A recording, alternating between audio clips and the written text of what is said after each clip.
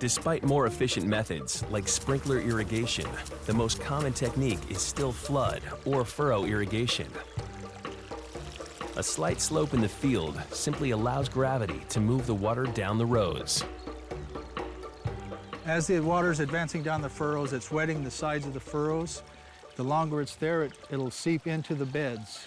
So you could start seeing the wetness move towards the plants. The plants then are absorbing that moisture with their roots, which are below the surface of the ground.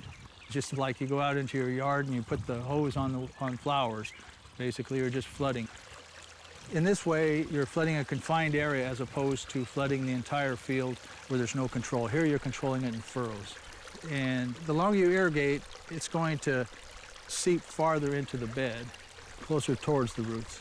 Advantages are it's one of the cheaper ways to go. There's not as much capital input. It is labor intensive. That's why you're going to find it predominantly in the state. But transforming the landscape with the help of irrigation has serious consequences that will have to be solved eventually.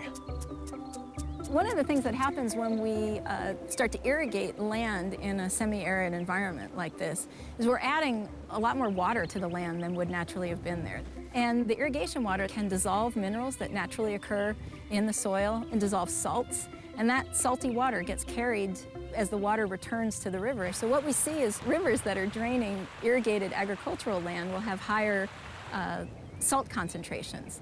And the Colorado River is a good example of that, which is so saline by the time it reaches Mexico that we've had to construct a desalination plant. And if that groundwater system doesn't move that salty water away, then in fact it accumulates and you've compromised the groundwater system. And that groundwater system can rise and cause problems, waterlogging problems, and you can drown the plants out. So that's a serious, serious downside.